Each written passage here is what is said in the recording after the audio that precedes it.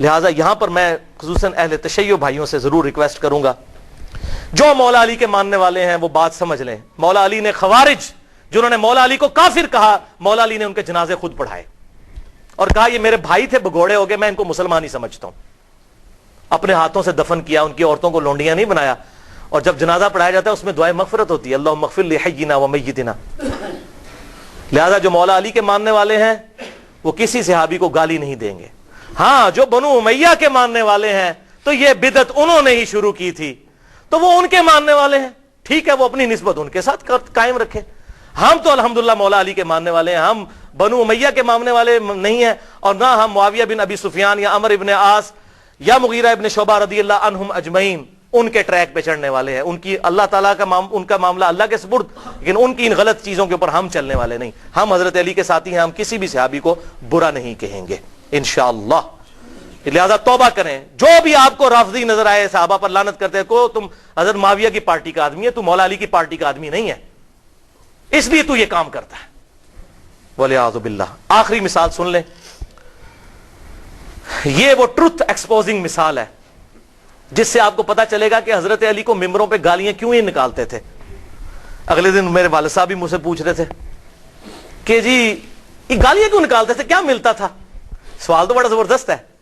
اتنے سال تک گالیاں نکالتے رہے، ان کو ملتا کیا تھا حضرت علی کو گالیاں نکال کے؟ Brain washing. لوگوں کے دلوں سے وہ خلافت راشدہ کو بچانے کی آخری کوشش نکل جائے تاکہ ملوکیت محفوظ رہے. یہ تھی وجہ، اور وہ آپ کو اس حدیث میں پتا چلے گی. سنن نبی داؤد 4131، شیخ البانی بھی نے بھی صحیح کہا، زبیر علی زئی صاحب نے بھی صحیح کہا. اس میں آپ کو یہ بات پتا چل جائے گی حضرت حسن کے بارے میں.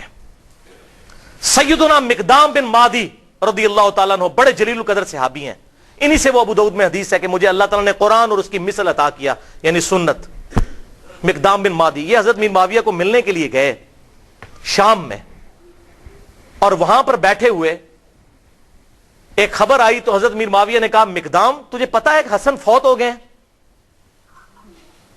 تو حضرت مقدام نے کہا انا للہ و انا الیہ راجعون. ایک مسلمان کے مرنے پہ یہی کرنا چاہیے نا. لیکن حضرت حسن فوت نہیں ہوئے تھے، قتل کیے گئے تھے. المصنف ابن ابی شیبہ میں موجود ہے انٹرنیشنل نمبرنگ کے مطابق 37,359، اور المستدرک للحاکم میں پورا چیپٹر ہے حضرت حسن کو زہر دیا گیا تھا.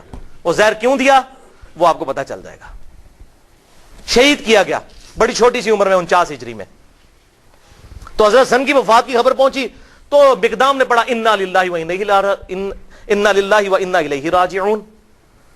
تو حضرت معاویہ نے کہا کہ مقدام تو حسن کے مرنے کو امت کے لیے مصیبت سمجھ رہا ہے؟ استغفر اللہ، اللہ اکبر، استغفر اللہ. اب جب انہوں نے یہ بات کی تو انہوں نے کہا میں حسن کی وفات کو مصیبت کیوں نہ سمجھوں؟ میں نے خود دیکھا حضور صلی اللہ علیہ وسلم دائیں طرف حسن کو بٹھاتے تھے اور بائیں طرف حسین کو، اور کہتے تھے حسن مجھ سے ہے، حسین علی سے ہے. اور تو کہہ رہا معاویہ کہ میں حسن کی وفات کو مصیبت شمار نہ کروں؟ اور پھر حضرت معاویہ کا ایک چمچہ وہاں سے بولا. حسن جو ہے وہ آگ کا ایک انگارہ تھا، اللہ نے اسے بجھا دیا. اللہ، یہ او خدا کے لیے میرے شیعہ دوستو سمجھو یہ کون سی پارٹی ہے جو صحابہ کے بارے میں بکواس کرتی ہے؟ اگر آپ واقعی شیعہ نے علی، آئی ایم شیعہ پولیٹیکلی، جیسے امام شافعی نے فرمایا تھا اہل بیت کی محبت کا نام رافضی ہونا ہے تو میں رافضی ہوں. رافضی صحابہ کرام پر لعنت نہ کرے کوئی شیعہ، وہ تو حضرت علی کا ماننے والا ہی نہیں، وہ شیعہ علی ہے ہی نہیں، وہ شیعہ معاویہ ہے.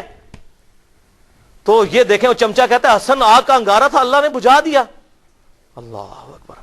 مقدام نے کہا اللہ کی قسم معاویہ تو نے میرے دل کو آگ لگا دی ہے، میں اس وقت تک یہاں سے نہیں اٹھوں گا جب تک کہ تجھے آگ نہ لگا دو. یہ ہے انڈر پروٹیسٹ اور اعلان حق جابر حکمران کے سامنے غلط بات کو غلط کہنا ہے. میں تجھے آگ لگا کے یہاں سے اٹھوں گا. معاویہ اللہ کی قسم اگر میں جھوٹ بولوں مجھے یہاں پر ٹوک دینا، اگر میں سچ کہوں تو مجھے بتا دینا. سن معاویہ میں تجھے اللہ کی قسم دے کے پوچھتا ہوں، کیا رسول اللہ نہیں فرمایا تھا کہ سونا مرد کے لیے حرام ہے؟ حضرت معاویہ نے کہا ہاں کہا تھا. اللہ کی قسم دے کر پوچھتا ہوں، کیا حضور صلی اللہ علیہ وسلم نے مرد کے لیے ریشم کو حرام نہیں فرمایا؟ انہوں نے کہا ہاں کہا تھا. اللہ کی قسم دے کر پوچھتا ہوں کہ آپ صلی اللہ علیہ وسلم نے درندوں کی کھالیں اور متکبرانہ لباس اور درندوں کے اوپر سواری کرنے کو حرام نہیں فرمایا تھا؟ حضرت معاویہ نے کہا ہاں کہا تھا. ان کا معاویہ یہ تینوں کام تیرے گھر میں ہوتے ہیں, تینوں حرام کام ہوتے ہیں تیرے گھر میں. وہ جو میں نے کہا نا انڈر پروٹیسٹ. حضرت معاویہ نے کہا مقدام مجھے پہلے ہی پتا تھا میں باتوں میں تجھ سے جیت نہیں سکتا. تجھے سانو حدیثاں سنا دو جی امام حنیفہ کے مقابلے نبی دی حدیث آ جائے ایتے ویکھو, اتنا ہی کافی ہے. تو انہوں نے جب یہ حدیث بیان کی پھر کہا کہ لاؤ مقدام کو کچھ مال دو. اتنا لا کے ڈھیروں مال دیا گیا. حضرت مقدام نے وہیں غریب لوگوں میں اس کے سامنے تقسیم کیا. ان کا مجھے مال کی حاجت نہیں, میں نے جو حق ادا کرنا تھا وہ کر دیا. یہ تھا بات بھائی. حسن انگارہ کیوں تھا ان کے لیے؟ صلح حسن ایک ٹریٹی کے تحت, ایک معاہدے کے تحت ہوئی تھی جس میں بڑی بڑی شرطیں یہ تھیں کہ معاویہ تم اپنے مرنے کے بعد امت کو شورا پر چھوڑو گے جس طرح کہ شیخین نے چھوڑا تھا, ابو بکر عمر نے. اپنا خلیفہ کسی کو خود نامزد نہیں کرو گے, اپنی اولاد میں نہیں کرو گے, اور مال فہ میں سے اور مال غنیمت میں سے جو حصہ اہل بیت کو ملتا ہے قرآن کی روح سے مال غنیمت کا وہ ملتا رہے گا. اسی طریقے سے تم جو ہے وہ میرے باپ کے اوپر ممبروں پر لعنت نہیں کرو گے, کیونکہ پہلے سے لعنت شروع ہوگی. شام کے گورنر تھے وہیں سے لعنت شروع کی تھی, یہ ختم کرو گے. لیکن کسی بات پر عمل نہیں ہوا. الٹیمیٹلی پھر انجام کیا ہوا وہ صحیح بخاری کے اندر حدیث ہے, 7109 نمبر حدیث. حضرت حسن کو حضور صلی اللہ علیہ وسلم نے اپنی گود میں اٹھایا ہوا تھا, ٹھیک ہے. اور یہ حدیث شروع یہ ہوتی ہے کہ جب حضرت علی کی شہادت کے بعد لوگوں نے حضرت حسن کو خلیفہ چنا. یہ بھی یاد رکھیے حضرت علی نے حضرت حسن کو خلیفہ نہیں بنایا. حضرت علی نے اپنا خلیفہ کسی کو نہیں بنایا. سنی شیعہ کتابوں دونوں میں لکھا ہے. انہوں نے کہا میں یہ وزن نہیں اٹھاؤں گا, میں امت کو اسی طرح چھوڑ کے جا رہا ہوں, اپنا خلیفہ خود چننا جس طرح حضور کی وفات کے بعد ہم نے ابو بکر کو چنا تھا, میں نے نہیں کسی کو بنانا. پھر لوگوں نے مشورہ کر کے حضرت حسن کو چنا. حضرت حسن نے 40,000 کا لشکر لے کے آئے. صحیح بخاری 7109. سامنے سے حضرت میر معاویہ عمر بن عاص کہتے ہیں کہ معاویہ یہ تو وہ لشکر ہے جس نے موت پہ بیعت کی ہے, یہ تو ہماری تکہ بوٹی کر دے گا. تو حضرت معاویہ نے کہا پھر کیا کریں؟ ان کا صلح کرو حسن کے ساتھ, اس کے بغیر چارہ نہیں ہے. اچھا, انہوں نے پھر کہا ٹھیک ہے صلح کر لیتے ہیں, صلح آفر کرتے ہیں. اور سورۃ الانفال کے اندر یہ موجود ہے کہ اگر کافر بھی میدان جنگ میں صلح کی آفر کرے تو جنگ روک دو. حضرت حسن کو بھیجا صلح کے لیے. حضرت حسن رضی اللہ تعالیٰ عنہ نے وہ صلح قبول کر لی اور ان کے حق میں دستبردار ہو گئے. کیوں؟ کہ میں ان کو فری ہینڈ دے دوں. جو یہ کہتے ہیں نا قاتلین عثمان سے بدلہ لینا ہے تو اب لے کر بتائیں, جو ان کے زوم میں ہے وہ بتا دیں. یہ نہ کہیں کہ میرے پاس خلافت نہیں تھی تو میں خلافت حوالے کرتا ہوں. اور حضور صلی اللہ علیہ وسلم کے الفاظ وہاں پر پھر وہ تابعی 7109 کہ حضور نے حضرت حسن کو گود میں اٹھا کر کہا تھا میرا یہ بیٹا سید ہے, اس کی وجہ سے اللہ تعالیٰ مسلمانوں کے 2 گروہوں میں صلح کروا دے گا, اس کی وجہ سے, یعنی یہ قربانی دے گا.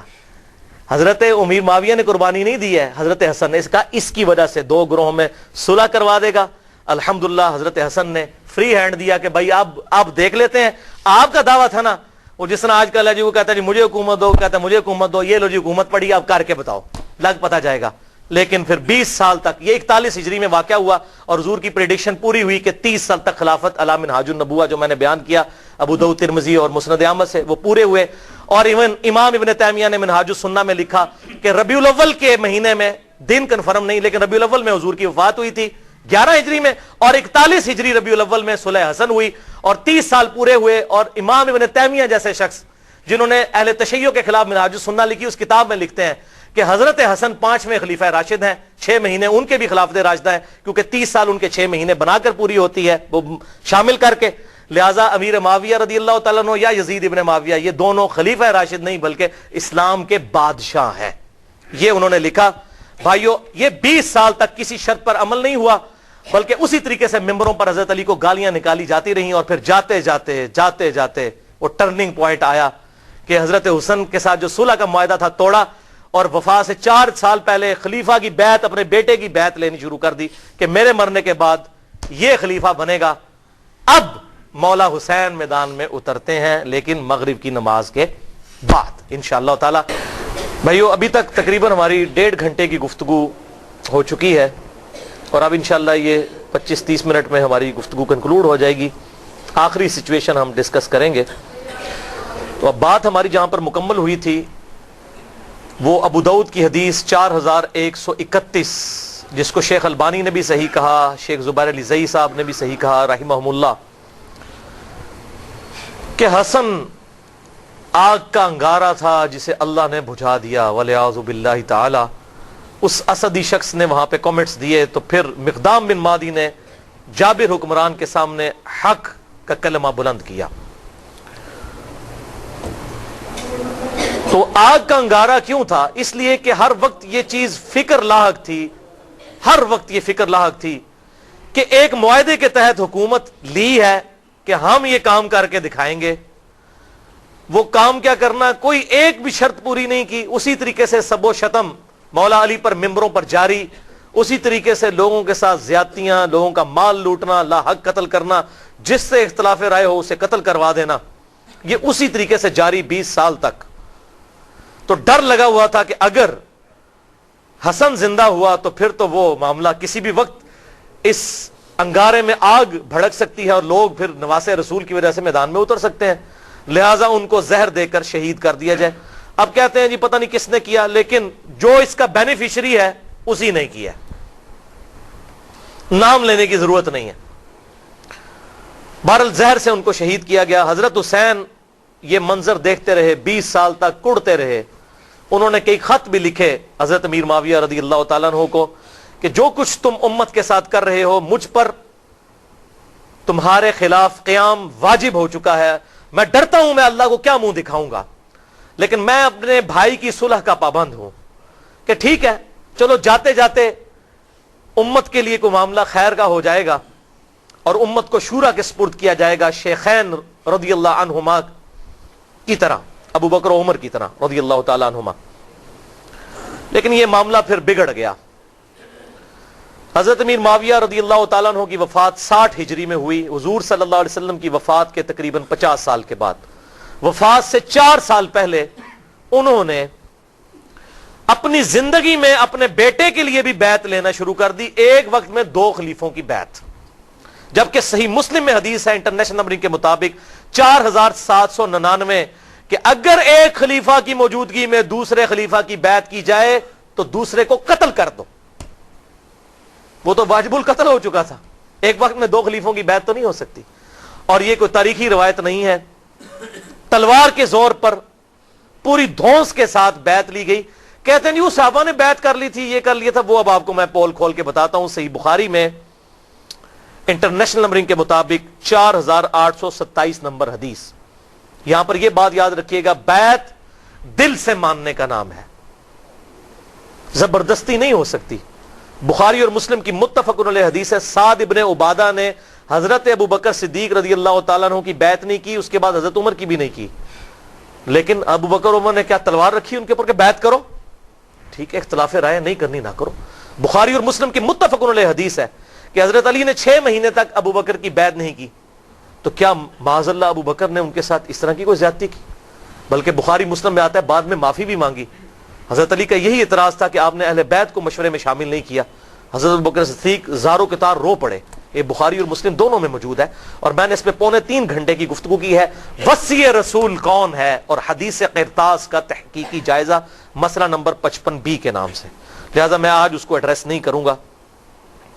بخاری کی حدیث 4827 سورۃ الاحقاف کی تفسیر والے چیپٹر میں امام بخاری نے امت کو انجیکشن لگا دیا کہ پتہ چل جائے کہ ہوا کیا تھا امت کے ساتھ. محدثین کی یہ بہت بڑی خدمات ہیں کہ انہوں نے حق نہیں چھپایا، کیونکہ سورۃ البقرہ میں آیا ہے کہ جو حق چھپاتا ہے اس پہ اللہ کی لعنت، فرشتوں کی لعنت اور تمام لعنت کرنے والوں کی لعنت.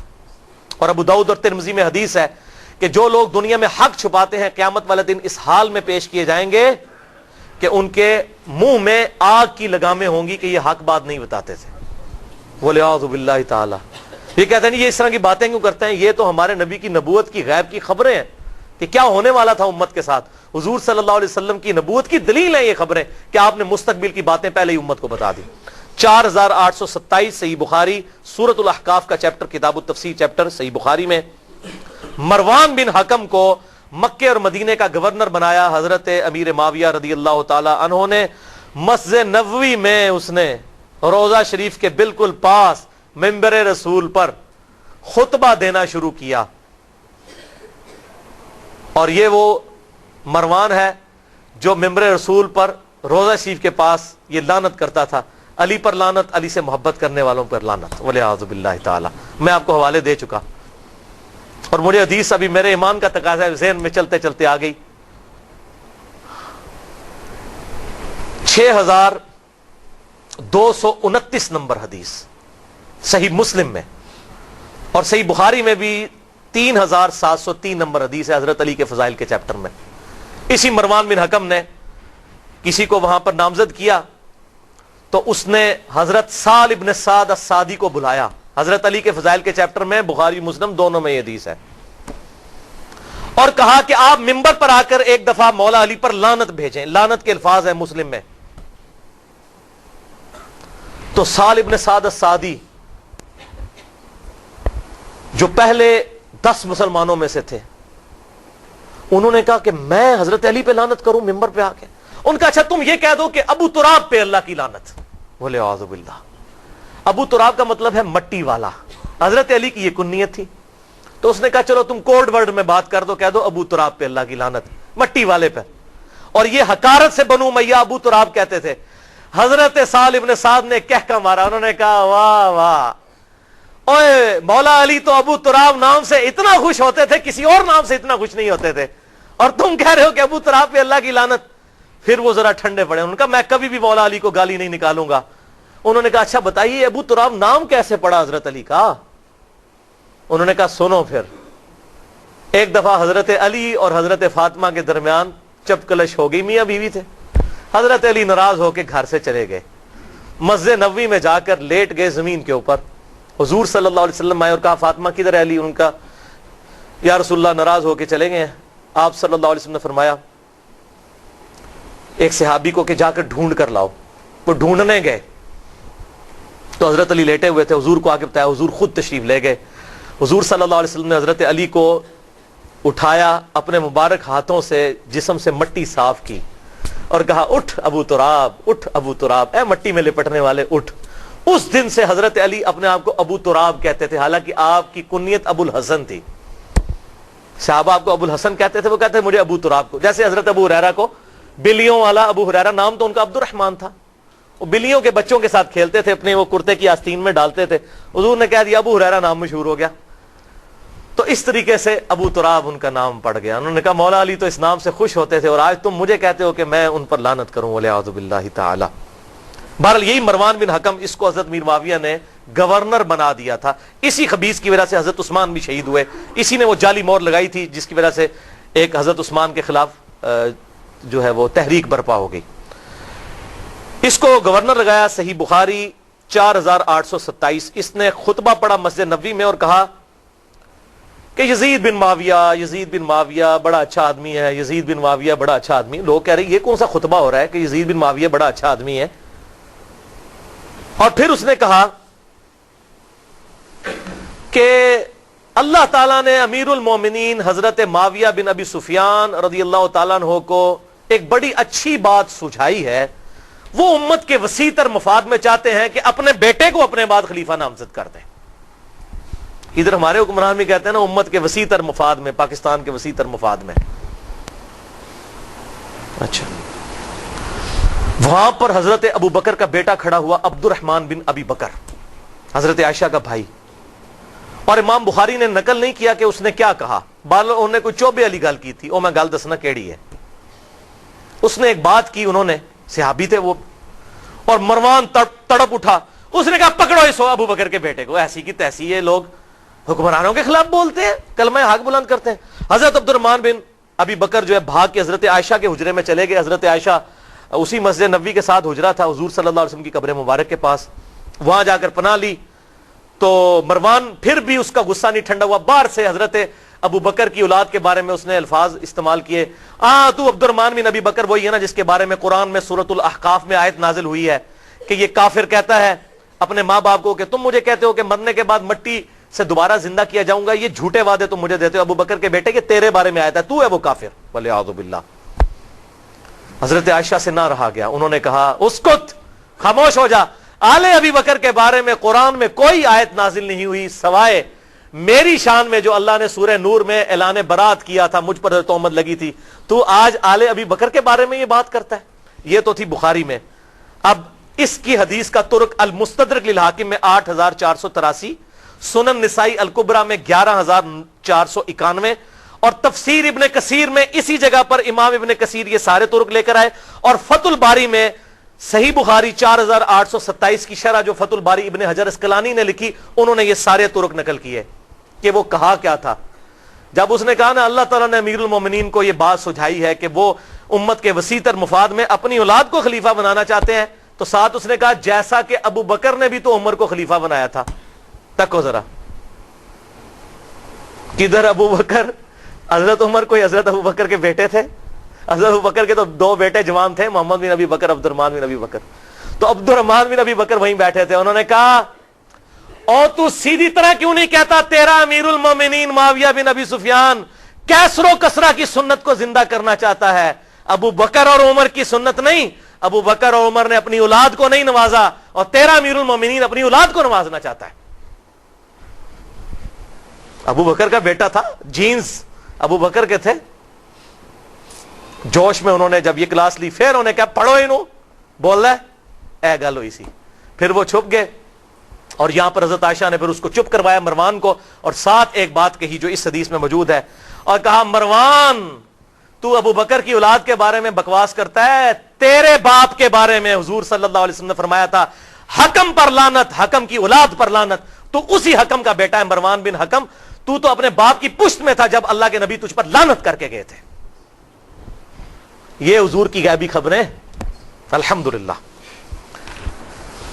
اور ایک اور غیبی خبر سنیں, مسند ابی یعلا میں انٹرنیشنل نمبر کے مطابق 6461, جسے شیخ البانی بھی صحیح کہتے ہیں, شیخ زبیر علی زئی صاحب بھی ٹھیک کہتے ہیں, کہ سیدنا ابو ہریرہ کہتے ہیں کہ آپ صلی اللہ علیہ وسلم نے ایک خواب دیکھا کہ آپ کے منبر پر بنو حکم, یہی مروان بن حکم اور اس کی اولاد, اچھل کود رہے ہیں. تو حضور بڑے غصے کی حالت میں گھر سے باہر نکلے, اور آپ نے کہا کہ میں نے بنو حکم کی اولاد کو اپنے ممبروں پر بندروں کی طرح اچھلتے ہوئے دیکھا ہے, یعنی میرے بعد یہ میرے ممبروں پر آ کر بیٹھیں گے. اور حضرت ابو ہریرہ کہتے ہیں اللہ کی قسم اس خواب دیکھنے کے بعد حضور صلی اللہ علیہ وسلم جتنے دن زندہ رہے, چند دن پہلے آپ نے خواب دیکھا, آپ کو کسی نے ہنستے ہوئے نہیں دیکھا. آپ اتنے غمگین ہوئے کہ یہ مستقبل میں ہونا ہے. تو آپ صلی اللہ علیہ وسلم نے امت کو پہلے ہی اس حوالے سے خبردار کر دیا. اور صحیح بخاری میں 3605 نمبر حدیث ہے, حضرت ابو ہریرہ کہتے ہیں کہ حضور صلی اللہ علیہ وسلم نے مجھ سے ارشاد فرمایا تھا کہ میری امت کی بربادی قریش کے چند نوجوان لڑکوں کے ہاتھوں میں ہوگی. اور حضرت ابو ہریرہ کہتے ہیں میں اگر چاہوں ان لڑکوں کے نام, ان کے قبیلوں کے نام, ان کے ماں باپ کے نام بھی بتا دوں, حضور مجھے بتا کر گئے تھے. بلکہ صحیح بخاری میں 120 نمبر روایت ہے, حضرت ابو ہریرہ اسی کانٹیکسٹ میں کہتے ہیں کہ میں نے حضور صلی اللہ علیہ وسلم سے 2 پیالے لیے, ایک تو میں نے تمہیں بتا دیا جو حدیثیں بیان کرتا ہوں, اور ایک چیز ایسی ہے جو تمہیں بتا دوں تم میری گردن کاٹ دو. کیوں؟ بنو امیہ حکومت میں تھے, انہی لڑکوں کے نام تو حضور بتا کے گئے تھے, انہوں نے امت کا جنازہ نکالنا ہے, تو تم میری گردن مار دو. یہ جو بات صوفی کہتے ہیں جی وہ علم لدنی تھا, وہ علم لدنی نہیں تھا, وہ ان لوگوں کے نام تھے. اگر علم لدنی ہوتا تو سلاسل, چشتیہ, قادریہ اور سہروردیہ میں ابو ہریرہ بھی کہیں پر ہوتے, وہ تو ہے ہی نہیں ہے کہیں. ٹھیک ہے جی. جس طرح حذیفہ ابن یمان کو منافقین کے نام بتائے, حضرت ابو ہریرہ کو بنو امیہ اور بنو حکم کے ان لونڈوں کے نام, ان لڑکوں کے نام بتائے جنہوں نے امت کا بیڑا غرق کرنا تھا. حضرت ابو ہریرہ ڈرتے تھے, اور یہی تمام محدثین نے بخاری کی حدیث 3605 اور 120 کے اندر خود ابن حجر اسقلانی نے بھی لکھا. اور علم لدنی پہ میرا لیکچر ہے 55A, اگر کسی کو شوق ہو تو وہ دیکھ سکتا ہے. تو ابن حجر اسقلانی نے پھر کئی طرق جمع کیے کہ حضرت ابو ہریرہ پھر دعا کرتے تھے, اے اللہ مجھے 60 ہجری تک باقی نہ رکھنا, اور نوجوان لڑکوں کی حکومت سے پہلے موت دے دینا. 60 ہجری میں حضرت میر معاویہ فوت ہوئے اور یزید تخت نشین ہوا, اور 61 ہجری میں ایگزیکٹ 50 سال کے بعد حضور صلی اللہ علیہ وسلم کے دنیا سے جانے کے واقعہ کربلا ہو گیا. حضرت ابو ہریرہ کہتے تھے یا اللہ مجھے موت دے دینا. 59 ہجری میں حضرت ابو ہریرہ فوت ہوئے, انہوں نے وہ 60 ہجری والا زمانہ نہیں پایا. یہ سارے طرق ابن حجر اسقلانی نے نقل کیے انہی حدیث کے تحت.